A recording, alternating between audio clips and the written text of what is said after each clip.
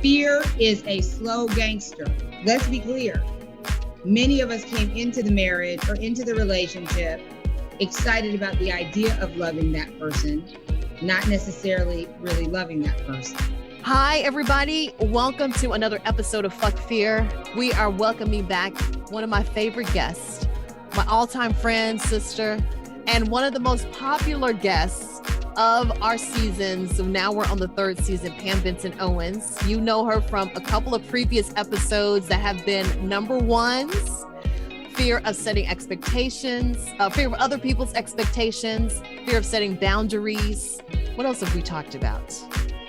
I don't know. We've talked about a lot of stuff, but I'm welcoming her back because today we are talking about fear of losing yourself in a relationship. And this was an accidental episode. We were originally going to record fear of raising Black children, or fear surrounding raising Black children, which we still are going to do eventually. But today we just started talking and I felt like we just needed to continue talking, and it turned into about a 2-hour episode.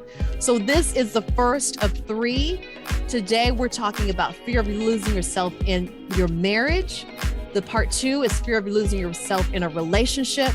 And then part 3 is fears of how you demonstrate to your children how to not lose yourself in a relationship. So I hope you stay along for all 3 episodes. Today is the first of that conversation and discussion, which we got real, we get real. There's some tears shed, and we just strip back, and the very raw truth comes out. So that's what these conversations are about. So welcome, Pam. I'm so happy to see you. And it's funny how our relationship has gone over the 20 years. We go months without talking to each other, and then it turns into a 2.5-hour conversation. Well, that's real adult relationships. I don't have to see you or hear from you every day to know that if I come calling, we're going to pick up where we left off, and it's going to be honest. Yes. So the opportunity to keep it 100 with you is always one of my greatest joys. And we did get real, but I don't know another way we've never done it another way. That's right. That's right. That's probably why we've been friends for so long, because, we don't bullshit each other. We just cut it straight. And if we bleed, then put a Band-Aid on and we keep on moving. Yep. Right. That's how it's always gone. So anyway, we're going to get into this. We will pick up on this episode today. So thank you for listening, everybody. And Pam, thank you for joining us. Let's get into it. I am not going to subscribe to what often happens specifically for women is my marriage becomes a community service project. Ooh. I'm not going to consult my friends about it. I'm not going to bring y'all together for a happy hour to discuss it. Right. I am going to trust myself and know when I feel like I am being either diminished or whatever that is, or canceled or abandoned or whatever. I'm going to pay attention to that stuff. And I'm not going to lean into that traditional crap. It is hurting us. It's harming us. It says by way of you giving up your name. That's where it starts. And do you know, Pam, that I wrote a chapter about this in the book? Because I know. I was conflicted about this when I went to the courthouse. And I think you and I had a discussion. I was like, it's not, for me, it's not just a name. It is an identity. And why do I have to be the one to give it up? Why can't he change his fucking name? And you just do it. And I remember, like, I was so conflicted. So I added his name, but I never liked it. I never wanted it, but it started with that. Like the name. Why? Why do you think I demand all 3 names be called for me? Because I earned Benson. Yes. And I'm trying to survive Owens. So I will be damned. You call me by all 3 names. Right. Well, like it starts there. Do you feel like do you feel like though you even do you feel like though you like you do you feel like at the beginning, since you've been married 20 something years, do you feel like at the beginning you had the choice, or did you feel any pressure or obligation to add the last name as opposed to not taking the name at all and just keeping your name? I definitely felt pressure. I was in the undertow of the tradition, but I knew up from jump that it was a mess. It's why everybody's like, you know, I come from a family of monogrammers anyway, but as soon as I got my 3 names were on everything as a reminder to me not to lose myself in the undertow. You start off by giving something up. And then women look up and go like, I don't know where I've lost myself. You lost yourself back at the courthouse, baby, when you were willing to give your name up. It starts there. So I don't buy it. Like, I'm not down. And I'm serious. I'm not down. I don't even think it's like socially, it's like normal for your mental health to literally ride that close to somebody all the time. I don't want to see you today. And I should be able to say that. Right. And not get this like, that's so negative. You need to have a sandwich on the corner of the, when he comes through the door. And I need to have my soul right when he comes through the door. Girl, soul insanity. Because going this way, you will lose your sanity, as many women do, as I have done. Like I have. Have you in the 20 years? How many years have you been married? I dated him for 6. Oh my God. Okay. Married for 20. Yep. So don't tell me that the traditional construct of marriage is it's a setup. I'm no longer down with it. I think what we need to start saying to young girls is there's all kinds of marriages. Define that. There are all types of marriages. If you are going to do that, then you need to be able to be very solid in who you are and what your non-negotiables are.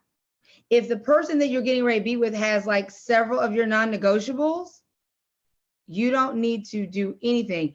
Don't be mesmerized by the sequence, the tulle, and the white dress. Girl, it is mesmerizing because there's this whole fantasy and facade created around the event, right? There's the event, there's the wedding, and then there's the marriage. And there is this beautiful fantasy, and you see it everywhere, even before social media was what it is. You see it everywhere, and everybody creates this crazy falsehood around this thing that they say it's supposed to last, but sometimes in the first month it is not going to last, but you wanted all the stuff. It's not perfect. Yeah. It's not perfect. And where were the people that said to me, it's going to be messy? There's some days you're going to want to choke him with your flat iron cord. Nobody said that to me. Nobody said it. It's real, right? So I remember your day. It was picture perfect. You looked like you were floating down, like you looked like you were airborne, right? It was a perfect day. Did anybody pull you aside and say, hey, listen, you're going to have to fight for your own identity in this marriage? And when you hear the following, these are red flags. Yep. And guess what? Because society doesn't accept and honor the woman that has the courage to leave, you're going to get screwed if you do at first. Yeah. But then you're going to find yourself again. And there's always an out. I would have come to it differently. Somebody said to me, there's always a way out, versus you are locked in and you want to make sure you will be the biggest failure if you leave. It should be, you will be the biggest personal hero to yourself. You will be your own hero if you choose to leave something that no longer serves you. Yeah. That's what we need to be telling young girls. You know what? That is the deepest, most poignant thing I think about this conversation is society does not celebrate when somebody has the courage to say, this doesn't serve me anymore. This is not for me. Because what we have been told and what our mothers have been told and what her mother has told her is that you stay, and you work it out and you try to work it out. And even in the days that you think that you can't work it out, you still try to work it out. And for some relationships, there is no hope. There is no working it out. And you think you're supposed to stay. It's why I stayed 5 years longer than I should have, because I thought I was supposed to contribute to its I don't know, contribute to the project and make the project work no matter what. There was no hope for that. There was no hope for that project. That project was a failure. And I tried to stay in because that's the kind of person I am. And I tried to stay in and work that shit out. That shit was shit. Yep. And by the way, here at the end of the day, for all of that, in terms of that 5 years, the extra 5 years you did was by just pure grace and out of the kindness of your house, while meanwhile you are living in a holy hell, trying to hold it together. And the bottom line is, why don't we say, like, as a friend, somebody should be like, hey girl, everything has an expiration date. Cottage cheese, sour cream, bread, marriages. Yeah. It's okay. Right. It's okay to name an expiration date. Right. In exchange for your soul. Right. Right. Period. So I look, after this experience, and I appreciate my parents being married 55 years. This was messed up. They wait till you're grown to be like, yeah, there was a good 11 or 12 of those that were shit. Or like, they don't tell you that, right? Like my mom, like she said something to me lately. I'm like, oh, okay. Or I'm just going to stay in it and be numb to it. I'll be damned. I love my daughter too much and my son too much to behave that way. I will call it. So I'm not a stayer. How do you, okay. So there are a lot of things right now that we need to unpack. One, let's talk about your parents, if you are okay talking about that. And Absolutely. People who have been married for decades. Why do you think they stay? They are, in those times, if you're thinking about any set of people that have been together, that's one thing. But I have to speak from the lens of Black parents who were born into the marriage as survivalists. Yeah. So in that construct, it's like we're stronger together. We can survive this thing together. We'll build it together. And even if they really are able to build a wonderful life together, there is a cost. Nobody talks about what the cost is when you come together with somebody else. So then they get the list of things they're supposed to do. You need to have dinner, grease popping, and dinner on the table at a certain time. You need to be able to take care of the kids because kids are coming, because that's what you're supposed to do. You're going to wait while he goes and gets his 55 degrees, while you sit there, smarter probably than the other one, waiting your turn. When you get your turn, you're going to go, but it's going to be weaponized against you if you actually function too smart. Yep. In it, because you're a woman and you need to be in your place. Yeah. Right? I need you to be at the bus stop with some hot cookies and your apron on. Yeah. Yeah. And you'll go where I tell you to go when I tell you to go. Right. So that construct is real. For Black families, it's even more pronounced because you want to go counterculture to what is perceived and stereotyped about us. Yep. So then you do all the things and you look up one day and you're like, I actually been sending my representative to this marriage for years, trying to hit this list of things. Yep. When in reality, I don't like to cook. I don't want to be bothered by you all the time. I'm actually an introvert. Stop talking to me. Right. I don't give a shit if you want to do this. Right. As a matter of fact, I don't like how you manage your money. I want it separate. Yep. Hey, at the end of the day, you go over there and be mediocre. I'm going to be over here kicking it down. And I don't want to be in competition with you.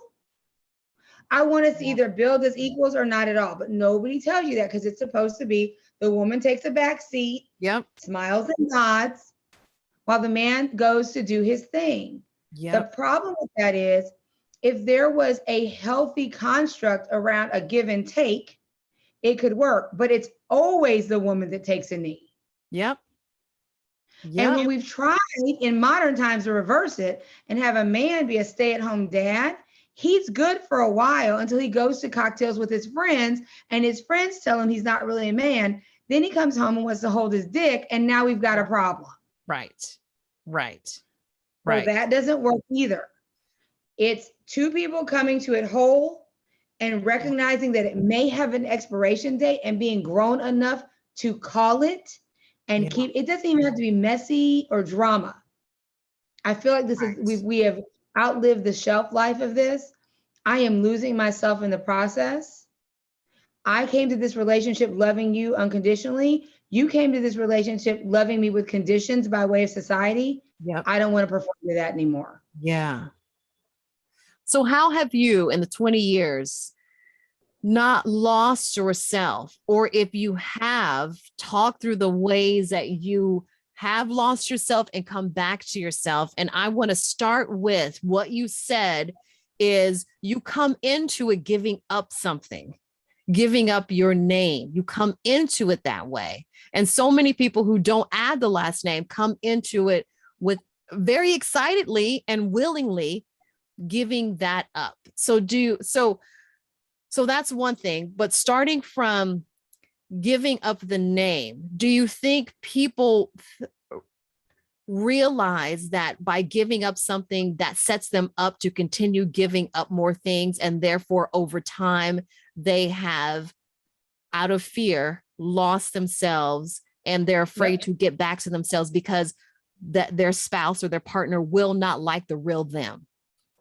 Absolutely. And by the way, by the time you come to, you're 5, 6, 7 years in. Yeah. And the additional ability to reset, now you've got kids. Right. It feels too disruptive.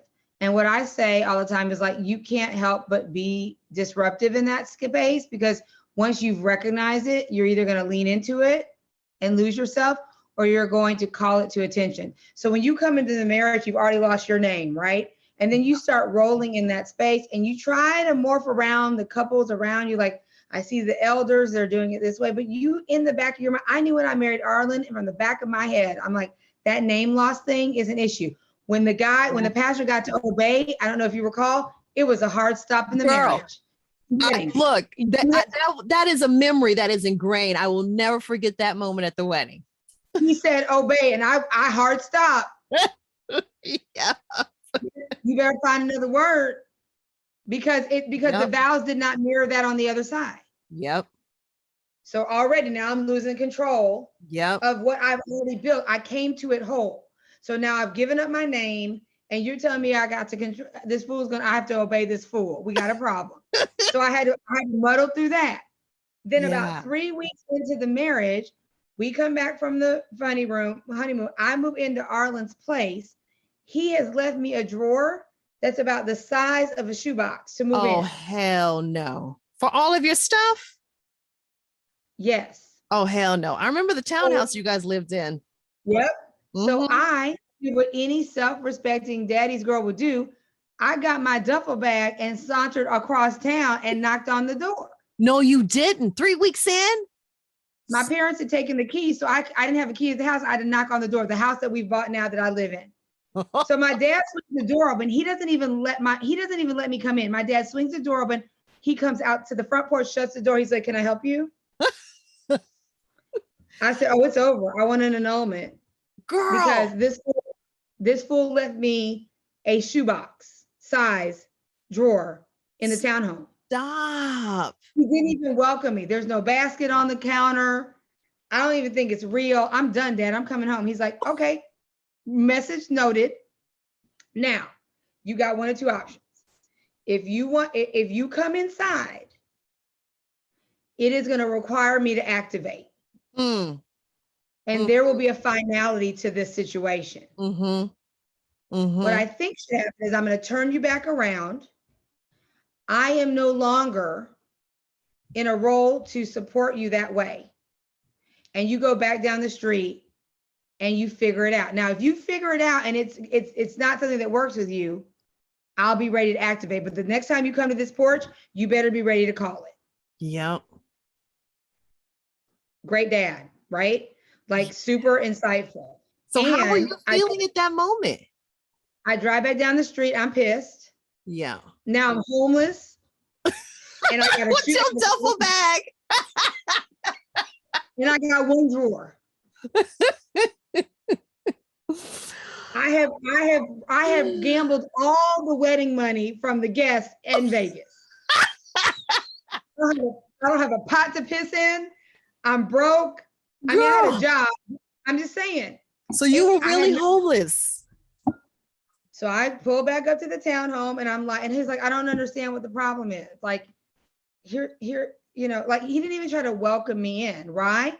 Because society says the man doesn't have to. Right. Right? The man's built like get in where you fit in. I don't have to do that. That's your role. You create the home. Right. You create the welcome. You create the space. Women come into marriages creating the space. Men don't have to. Right. Right. It's why women show up with love, flat, unconditional, and men show up with love, but. Right. Right. It's messed up. Right. It just the idea. And I'm going to get back to my question that I asked you about your marriage. The thought of all of this makes me so upset. And it also makes me remember how confused I was and how confused I was about what you're supposed to do in a relationship and all the things that I was told and learned from observation were none of the things that I wanted. So I was very confused. And all I wanted was just to have peace. And there was nothing but disruption. And I mean, obviously that relationship was bad from the beginning and it should have never been, but it's hard for me to say that now because I have children. And now that I'm older, I've learned every experience has a lesson in it and it teaches you to grow, blah, blah, blah, blah, all the shit. And so I am better now. And I know what I know how to better navigate, but I was so confused because like nobody talks about the realness of a relationship and the realness of marriage. And everybody puts on powders their nose before they come out the door. And you don't know what's going on in the house with the marriage and the relationship. And it's bad. I remember my brother said one time, marriage is hard. And it is. And nobody talks about the grit and the murk of it. And millions of people should not even be in a relationship, but they're in it because they think they're supposed to stay because they don't know an alternative. And if they do know the alternative, they don't know how to navigate the alternative. And so right, now but society honors that marriage unit instead of think about the baggage that goes with singleness, even in the workplace, right? We honor the married unit, even if it's messed up. Yep. Right. Yep. Versus I really respect that you are single because we decide that if you're single, something's wrong with you. You failed. You couldn't work. Whereas for me, this is when I knew something was wrong with me, frankly, by way of society standard, because I'm always honoring of the people that are able to say, it is not worth it for me to get in that construct. I will roll by myself. Or if they've gotten a divorce, girl, I'm always on the divorce party. I'm like, that was brave. Yeah. Much respect. You don't hear that at work. Right. Right. There is no section at Hallmark that's called bye, motherfucker. We need to come up with some cards. We need a section. We need a divorce section. Right? We do. Right? We need a divorce liberation section. Yes, we do. There's sympathy, there's loss, and I think divorce goes in that category. Absolutely. Liberation. And so we are conditioned to then feel failure. And I'm like, oh my God, I have a friend that's, in a situation now and it's really bad. And I said to her, oh my gosh, I am so thankful that I get to be here in your still I rise phase. It's going to be beautiful. Because the chain of obligatory relationship, role, position, and homemade cookies and all that crap is about to melt away. And what's going to come into focus for you is an unrelenting desire to be good to yourself and your kids. They're actually going to be better off for it. We don't talk about that. Yeah. So I don't go to happy hours anymore where people want to sit around and talk about like so-and-so got this and so-and-so got a divorce and they're not doing well. Because I'm always going to be unpopular at the table. I'm going to be like, oh, you know what? I bet they're not doing well because she finally called it and named it. Yeah. Yep. Instead of being eroded by it and thinking something's wrong with her. Yep. She must be doing enough co-pays to come back on the earth and say, I am not the issue. Right. He's been gaslighting me from the inside out. I caught it in time. I love my kids too much. Yep. And myself. And myself. Yes. Yes. Yeah. Yeah. Woo. Single socks are so annoying, aren't they? Especially when you're sure you put two socks together in the wash, only to find one of them has pieced out somewhere in between the washing and drying cycle. But your problems are now solved with Soulmate socks. They are magnetic socks that stay together in the laundry so you're never left with lost and single socks. Knitted from bamboo, they are the softest socks you'll have in your drawer. They're antifungal, antimicrobial, and they're breathable. So when you need your socks to stay together, grab a pair of Soulmate socks, where every sock has a soulmate. Shop online today at soulmatesocks.com. That's SOLEMATESOX.com. All right, so let me circle all the way back to your relationship. 20 plus years. I mean, the entire time you guys have been together, 26 years. Tell me in the ways, the peaks and valleys where you have lost yourself, you've come back to yourself. Tell me about that process and navigation, because I mean, obviously we are really good about going a long time without talking to each other and then catching up. But the entire time we've been friends, I've known you before marriage, I've known you since marriage, and 20 something years. And I remember in the beginning, we had a conversation, I probably like a month or two in, where we were talking about this very thing. So, all right. So 20 years in, what has been your journey in that? Well, let me give you the stats first. 20 years in, 6 years dating. There's been 2 breakups dating, a dramatic one where the key was left on the table, and a, waiting to exhale exit. There's been 1 separation and 4 possible times of divorce in 20 years. Wow. All right. So the breakups what led to the breakups during dating? What was that? So the breakups during dating was a push pill to keep my identity. Right. And so even then it was the things that you were attracted to me about are now a problem. That's problematic. You want me to be strong or not? You want me to be independent or not? You didn't send me the memo. So I didn't know I wasn't supposed to have an opinion at the table. Right? Don't recycle that shit from the stuff you learned. Right. I'm not having it. And this is the other thing that set it off early. I don't believe that your husband's your best friend. I think that's bullshit. I think it's too much. I think it's too much to ask. I think it puts on too much pressure. And in my experience, most men are not good friends to their guy friends. I don't want any part of that. So I have a guy. I have a female. I have some females that I would consider besties, but I have a guy best friend, and I know it creates issues. People are like, how do you have a guy best friend? You must be sleeping together. Never have. Yeah. But I don't put the pressure on my partner to be the best friend, and it's too much. It's a setup. So that set it up. Well, it says everything that's about marriage says your partner is supposed to be your best friend. Bullshit. I actually don't want you that close.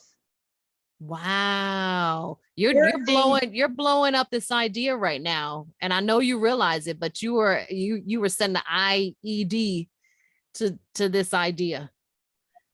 I don't believe that your partner is always or should be your best friend. That requires too many hats. In my experience, there is a disconnect for males by way of society on multitasking and holding a lot of things, to include processing your emotions. I don't want to hold my best friend role in your hands. You're too busy just trying to be spouse and father. I'm removing that. I don't actually think there's capacity there to do it. I don't want any part of it. So early on, that was a problem, because it was like, why are you calling somebody else your best friend? Because you aren't. Gotcha. Right? So that was another piece that we had to just like work through. And now I think there's an understanding. Yeah. And I think there's some grace given on that. But where it was like, oh, you listen to the movies, you complete me. You're my best friend. You complete me. Fuck That's that. Some bullshit. I was already complete. And you're my best friend. You're not my best friend. You are a great spouse, partner, confidant, companion. We're going to build a life together. And I don't want that bucket of best friend to be filled by you. Are we good friends? Do you have to have a friendship to be in a good marriage? Yeah. Arlen and I were friends before. We had a friendship, not best friends. Mm-hmm. That is reserved for outside of this. Mm-hmm. In my opinion. Oh, I know. I blow up happy hours all the time. I know it's not possible. I love it. I love it. So those were big pieces. Then it became getting our rhythm about whose role and work was more important or not. Mm-hmm. And so again, the construct specifically for men and women, specifically in the ratios that we grew up in, where there were more women coming out of college than men, somehow we created there was a breeding of competition. I'm not coming home every day to be in competition with you when I'm in competition with corporate America every day. Yep. Yeah. So then it became those pieces, like whose stuff is more important, who's doing what when, whoever gets there first has always been my answer. Mm-hmm. Right? Really? But then you buck up against I remember having times when I would be around my mother-in-law and her friends, and they were like, "Are you cooking him a meal?" Oh. Why? I do cook, and well, he can cook. Yep. Right? And so their benchmark around what a good wife is or how to perform in your wifehood is he's well-fed. Arlen Owens ain't missed a meal, boo-boo. Well-fed. Right? You're bringing the slippers to the door. Yep. Would, except I got home later. Right.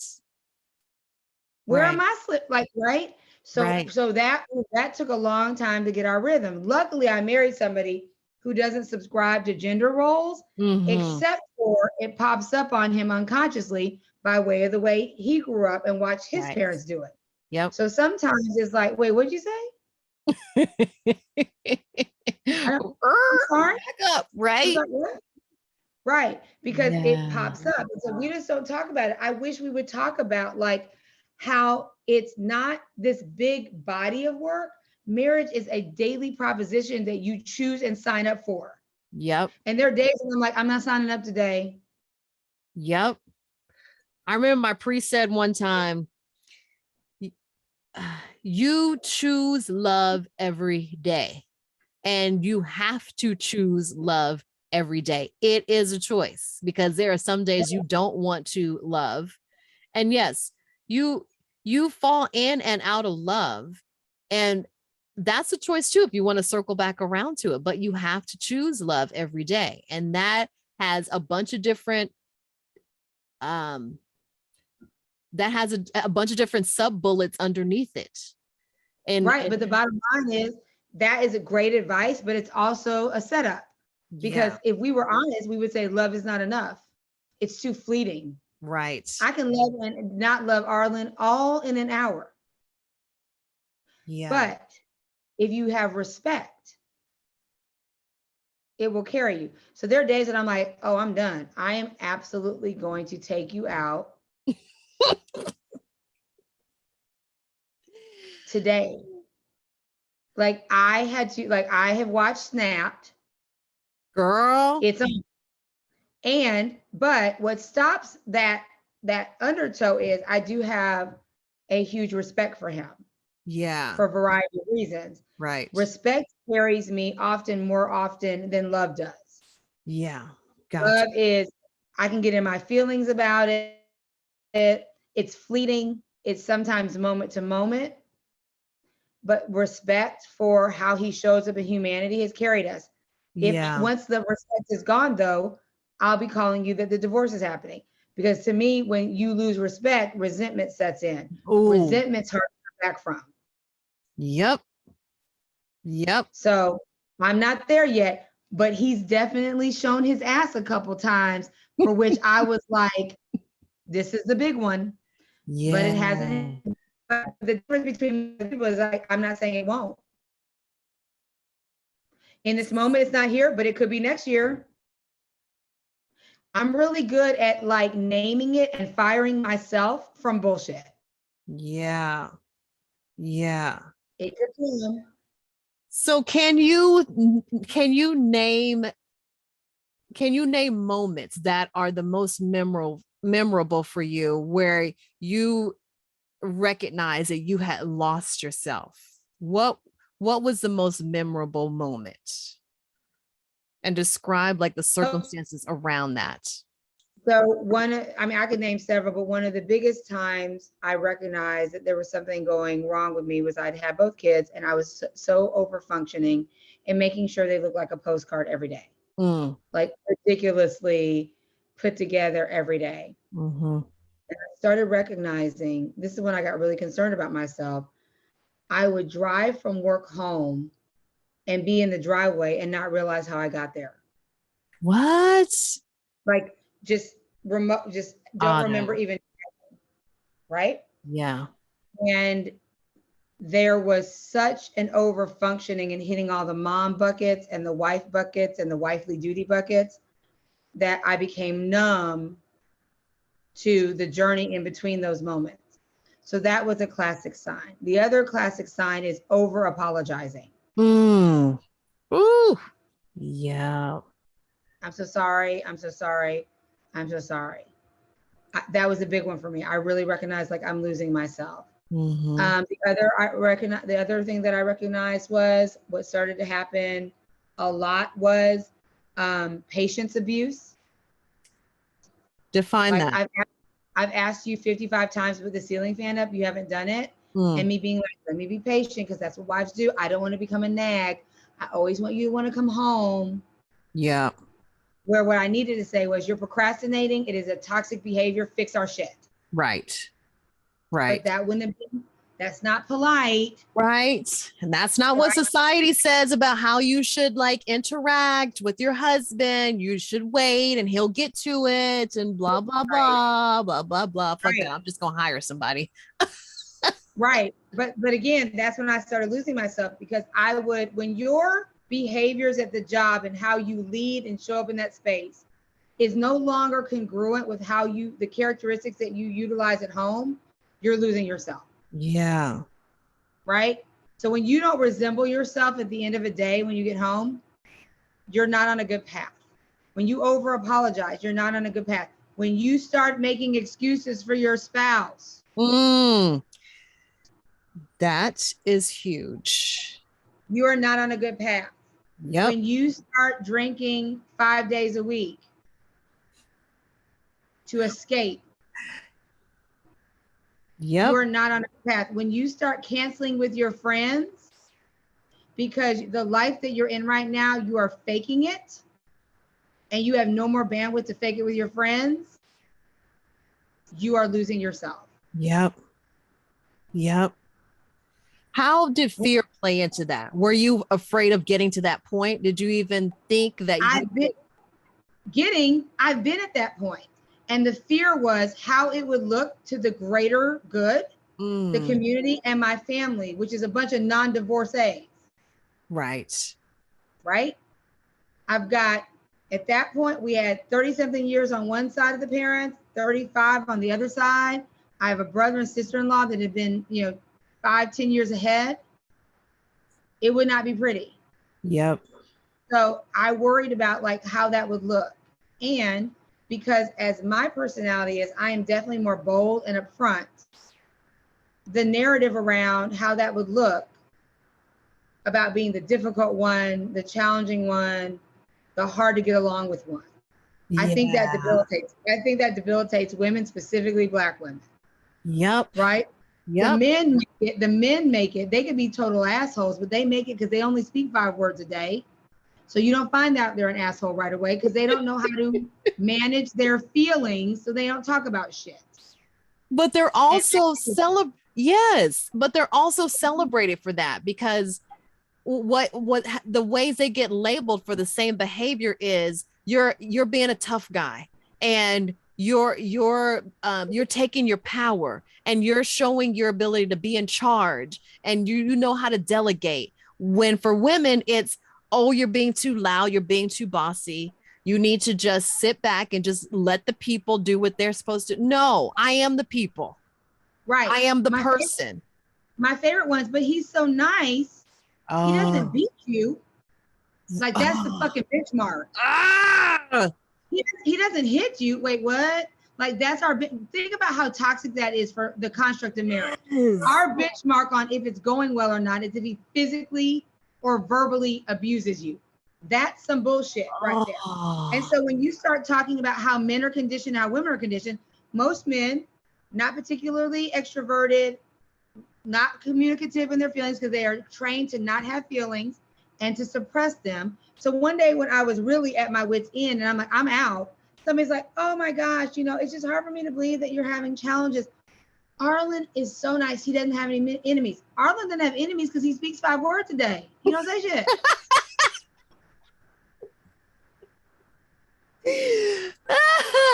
Oh my God. Good girl. So we let the men make it. Right. Because society says they're powerful and they're strong. He's the strong, silent type. Right. He's the strong, silent type that didn't put the ceiling fan up. Right. Well, I'm about to kill right now. Right.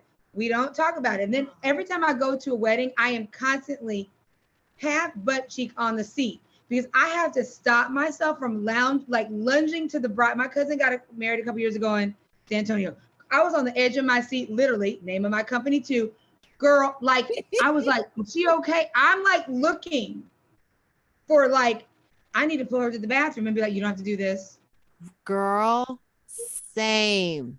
This is what I have said at the last couple of weddings I've been to is I've leaned over and I've said, and I don't know how right this is, doesn't even matter. How long you think this is gonna last? How much time do you give it? It's real. It's real. It's real. Because there's, like I said, there's the day, the wedding day, and then there's the marriage. I remember Oprah said this a long time ago when people were questioning her about whether or not she was going to get married to Stedman. And she said, the public wants a wedding. They want a wedding. They don't want a marriage. Everybody keeps asking me because they want the wedding. The wedding is it's 2 different worlds. There's the wedding, there's the marriage. There's even the wedding, the honeymoon, and the marriage, because God knows some shit changes during the honeymoon. When you get back home, everything is different. You're going to get us half of a drawer when you get back. Exactly. Listen, and we aid and abet each other. We aid and abet in ways as friends that aren't cool too, right? So like really, real talk, in that situation, instead of, oh, she looks beautiful, I should have been saying, wow, Catenya appears to be looking like she's smiling like she's eating beef jerky. Breaker 19. Breaker 19. Yep. I need to pull her over. Yep. And we will ride the fuck out of here. Yep. Right now. Yep. But instead, I'm over on the crab claws and the shrimp. Like I'm over, like over at the La La Land. Girl. I'm in the buffet, killing it. Yep. Like, oh my God, her waist is so small. I could replay for you. I mean, if I look like that, she has 0 back fat. This is what I'm saying at your wedding. Stop it. Oh my gosh, she looks amazing. What a beautiful setting. What a lovely couple. I should have been saying, I'd already been married. I should have been like, breaker 19. Yep. You okay? Breaker 19. I was holding my shit together because no one knows. Minutes before, no, probably like 30 minutes before, I was like, oh my God, I was afraid that he was going to show up drunk. And I was begging him, do not drink, because when he gets with his friends, but this is any time really, he's an alcoholic. So I was so afraid, and I was holding my breath, Pam. I was holding my breath. How is that the start of anything good? How is that the start of any good relationship? And I knew I wasn't supposed to do that. I was afraid to disappoint everybody that was there. All 300 of you that was there. I knew. So breaker 19, I needed somebody to say, it's okay to not do this. There is an alternative. There is paperwork that you can fill out. I don't know why I'm getting emotional. No, really. Because I was so scared. And I wanted, if anybody had pulled me aside and said to me, you don't have to do this. it would have Right. been a wash of relief, like an ocean, a wave of relief. But let me just say, you're getting emotional because it's real. yeah. And so let me say to you in this moment, as we're having this very real conversation, that I want your listeners to know, we talk like this all the time. What a gift to them to hear this, because we keep it this 100 all the time. All the time. Is this all the time? Is this? I was not strong enough in the space at the time, holding up my own fable. Right. To say breaker 19. So from a friend perspective, I have to say to you, it is so, it's almost like air. Yeah. It's so intoxicating that you get caught in the undertow too. Yep. And when I look back on that now, I'm like, ooh, there were some signs, but as friends, in that moment, I probably would have said to you, I wouldn't say that to you now, but in that moment, I probably would have said, girl, please, you're good. Right. Get on down that, like, you're fine. And that is so damaging. Yeah. Women to do that to each other, that we discount each other's doubt for the wedding. We discount each other's discernment and our gut because it's going to be messy and you don't want people talking about you. I rather people talk about me for having the courage to go than the falsity of losing myself for the stay. Yeah.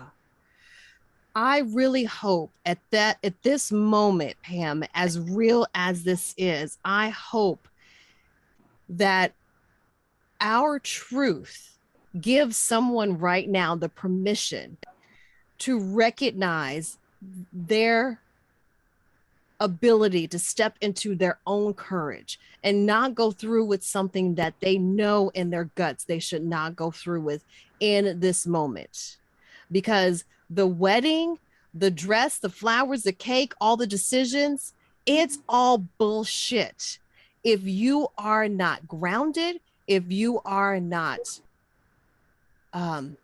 confident, and if you have any inkling of fear about going into the relationship you're going into, I hope at this moment, our truth gives somebody right now the permission to be courageous and to say, I am courageous, and be brave and not go through with something that will cause them a lot more pain. Because people think that saying I do and getting married is going to make everything better. I did. I thought, oh, everything will be fine when we get married because we'll be in the relationship and we'll be contributing 100 on both sides and it'll be okay. No, that is the biggest falsity in the world, is that it will get better after you get married. Fuck no. I'm speaking from like the deepest place of experience. It does not get better. It will not get better. You want to know why I keep your book on my shelf? To check myself. Girl. And fear is a liar. Yes. And you can wake up and have leaned into it so much that you believe the hype and the story you're telling yourself. Yep. And what we need to be saying to each other is like, I could marry him, but should I? Right? When we're sitting at the wedding, it's like, yeah, I'm going to marry him. You're going to, or should you? Should you? Is the question. Yep. Not can you. We all are capable. But women are built resilient. We invented that shit. Yes. We invented that shit. Yep. Should you? Yep. And at what cost? I don't care. In the best of marriages, there's a cost. We don't talk about it. Yep. What is your return on investment? What are your key performance indicators that will tell you when you have lost your way and allowed fear to win? Yeah. Do you know those? You better check that shit on the way in. Yep.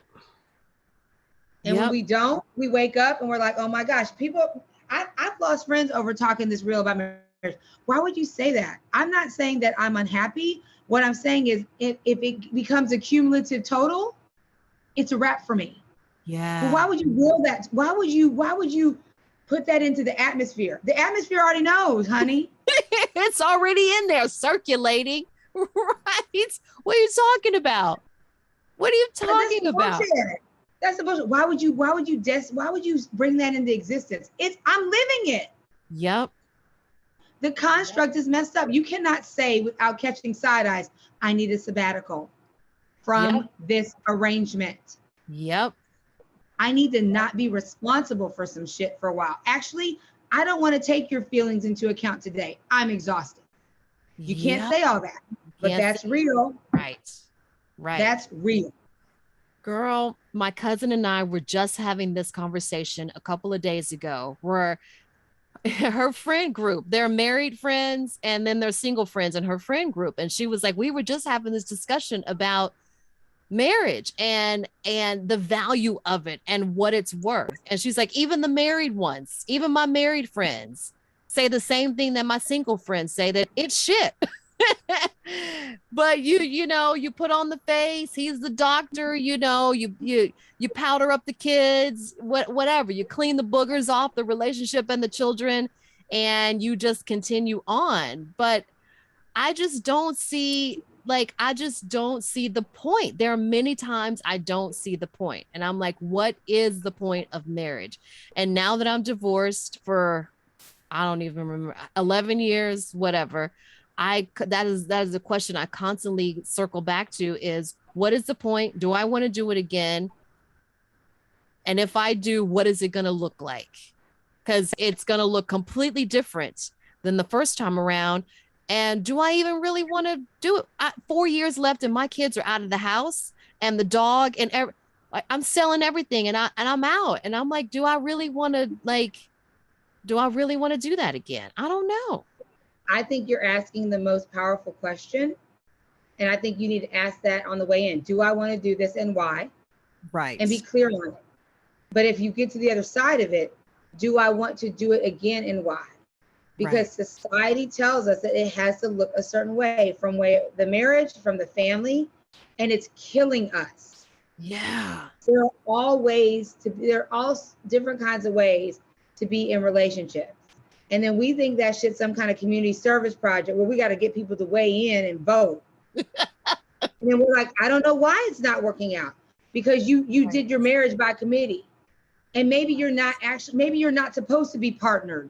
Maybe your purpose in existence is to be single and live into your gifts that way. But we don't talk about that. Right. We make you think you have to be partnered up and booed up to survive. And you don't. By the way, we pressure women to have kids. You can't even say, I don't want kids in this society and not get jacked. Because look, how many times is a woman asked the question, are you going to have kids? When are you going to have kids? And why don't you have children? What? My sister is a perfect example where she's divorced and she is happy single. And she has said, I don't want children. And do you know how many of her friends have looked at her side-eyed and be like, you don't want children? No. And I'm like, yes, that is a good decision. Like, and that is okay to make that. Why are women looked down upon when they say, I don't want children? I'm like, yes, girl, that is a decision for you. And if you don't want children, good. And if you want a dog rather than children, good. You don't even get back from the honeymoon before people ask you about children. I remember sitting at the duplex and we started going to family dinners. When are the children coming? I don't know. I'm on a drawer. I got one drawer. I got to work that shit out first. You need to write a piece on that and call it My One Drawer. I'm living out of a suitcase. I'm 6 months in. I don't know where the pack and play is going because I'm on a drawer. So, but then it became, are you cooking for him? When are you having children? Are you going to keep working? Listen, the men get none of this. Are you going to keep working when you have children? Not who's making the better money, not whose career has more promise, not who wants to take the lead on the kids. It's automatically decided for us. You are going to have kids, possibly give up your job. Right. After you've given up your name, you've been assigned one drawer. Women come into it losing, men come into it gaining. Yes. Yes. And they have the expectation that they are going to continue to gain because you have continued to give up. And so 10 years in, your soul has been sucked out of your frame to the point where you are dead inside. I was dead. And I write this and I go back to this all the time. I said, what is the line in the vow? Till death do us part. Death could yes, this is the line. Death could also mean death of your soul. Yep. Where you death of your identity, death of your soul, death of your identity. This one we don't talk about, death of your confidence. Yes. Yes. Because the partner, and you know, this could also go, you know, it doesn't have to be man to woman. It could be the woman sucking the soul out of the man. It could be the woman sucking the soul out of the other woman. It could be the man sucking the soul out of his partner, the man. Yep. It's human, right? So like this idea, it's human. And if the partner, no matter the gender, is sucking the soul out of the other partner, then it is not valuable anymore. Because if you have to give up your entire being and yourself for the sake and the sacrifice of another person, then what the fuck is it worth? We were not put on this earth to be silenced and diminished and lowered for the sake of someone else's esteem, ego, whatever the things are. Yeah. That dynamic is that sucking of the soul is equal opportunity. Yeah. Male partner, female, whatever that is. Because think about it, even from a perspective of marriage equality, it's like, okay, that we've that up by creating an opportunity for that and deciding the construct still needed to be traditional. Right. What the fuck is wrong with us? Right. What is that? Right. So which one? Like I've been in situations where it's like, which one of you are the male? What? Right. Like, oh, so I guess you're the male and the red. No, I am me. What? Oh, that girl, we need to start from the foundation in the vows that when an ordained minister goes and gets their ordination, is that the right word? Or gets their training to be ordained to perform weddings, the vows have been the same for generations upon generations. I would repeat after me. These are the vows. And mind you, some people write their vows. We wrote ours and there was nothing in there about obey, blah, blah, blah. So I was like, for what? I'm not doing that. So these vows that you take and repeat, you make a vow and all of that should be scrapped. That's death do us part, like from a biblical perspective. I'm like, let's think about that. Isn't that set up? Right, exactly. Like, why am I saying that? I don't know what that's going to look like. Right. It's bad. It's bad. Like, you know, when I talk to people, like couples, I'm like, you need to do premarital counseling. Why? Because it has nothing to do with the tool and the menu at the wedding and the invitation. Right. It has to do with how well you are conditioned to show up with another person in the day-to-day battle of life. Right. It's cumulative in total. How you start is how you finish. Women walk in having already given up. Yeah. It is hard to get on. And then we blame ourselves, have a crisis of confidence, decide we're not worthy, which only assists the man. Yep. Because that then means I can show up any kind of way. She's so messed up, she's not gonna have the courage to leave. Yep. I'm now, right? She doesn't resemble herself. That'll buy me a good another 5 years. Yep. She's numb to it. And along the way, let me just gaslight you a little bit more to the point where you've melted on the floor and now I'm walking over you and I'm walking through you. Right. And gaslighting is never full flame. Right. Gaslighting starts with a s'more. Yep. Right. It's not a burning inferno. It built, right? So at first you're like, exactly. That wasn't particularly great. I'll do better. Right. Then it becomes charcoal. Like then now you're burning some steaks. Then it becomes, you know what? That one really hurt. I think you're actually kind of messed up, but I don't want to create an issue where there's not harmony in the home. So I'm just going to suck it down. Must be me. Exactly. It was my fault. Then he said she, they, them sets flame to the structure of your soul. Yep. Still not enough. Yep. Because then you're like, oh, wait a minute. But I think if I just keep trying, right? Yep. We come to the space. Women have to come whole to the marriage. Men are taken up on potential. Girl. Oh, that is some hard truth, Pam. Yeah, we discount it. No, he'll grow into it. He'll eventually want kids. Right. He'll eventually want, like he's told you he don't want kids. You think you can change it. Right. He doesn't want this potential. Oh, but we have to come locked and loaded and ready. That's society. Lipstick on, boobs up, dinner on the table.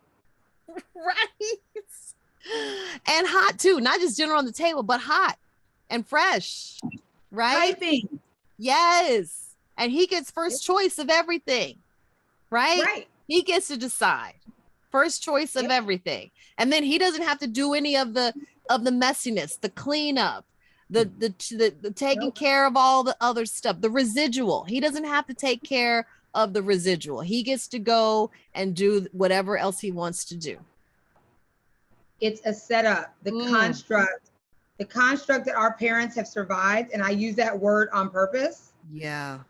Has been perpetuated. Yeah. And not served us well. And then as other women, when a woman calls it and says, this is not working for me, we dog her out and tear her up. Yep. We should be uplifting, celebrating, and saying, I am so thankful that I get to witness your reset. What can I do to remove obstacles and barriers from your rebuild? Yes. What can I do? Yes. And saying, I see your bravery. I see your courage, and good job. Yep. And on the days when you don't have courage, I'm going to have enough for both of us. Yeah. What can I do?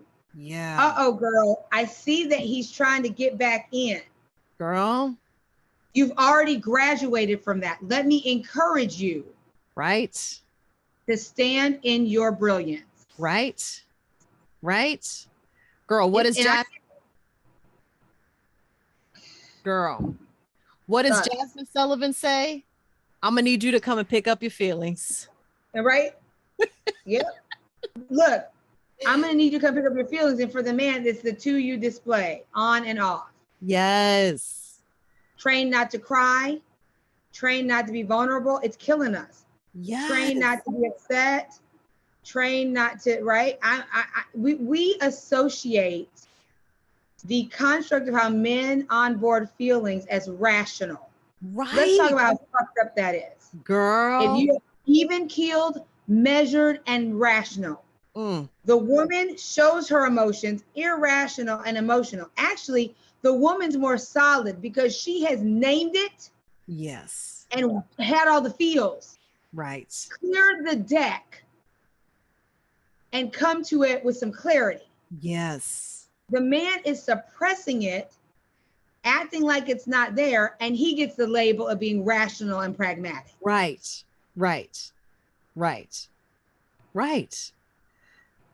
Oh, girl. I really believe that you have to build a separate life of things that feed you, that grow you, that allow you to be still, that give you something to look forward to.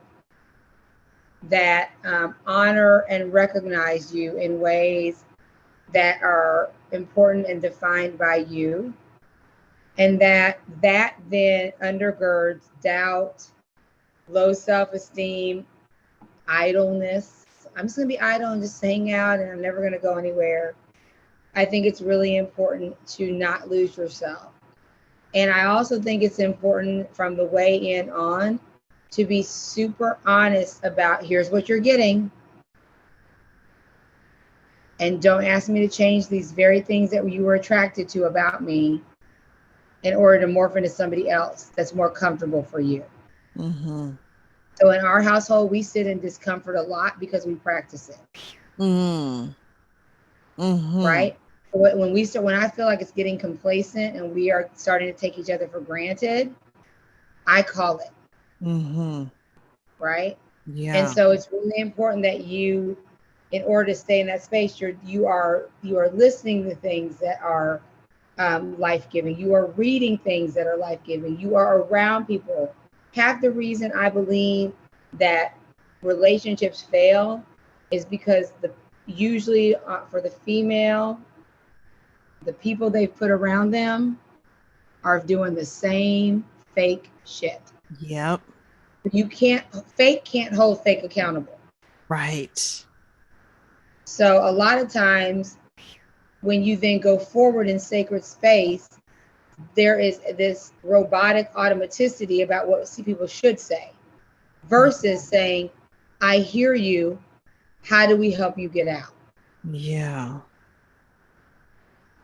How can I help you exit? Hey, I noticed you stopped coming to book club. Yeah. Hey, you missed the last 3 socials. Hey, I recognize that you are now have stopped doing some things that you love in order to accommodate your partner's schedule. How does that feel? You used to love horseback riding. You used to love scrapbooking. You used to love swimming in the morning or tennis or whatever it is, or girls' trips. Yeah. How can we help you comfortably be able to go in a way that does not rock your world and disrupt your life? Yeah. Right? If we rode with each other like a good pair of Spanx, right? I got you. I'm gonna hold it in, right? I'm gonna reduce the ripples of what you're feeling. I believe relationships would fundamentally change. Yeah. Who is on the outside saying you're okay? Actually, I don't recognize you anymore.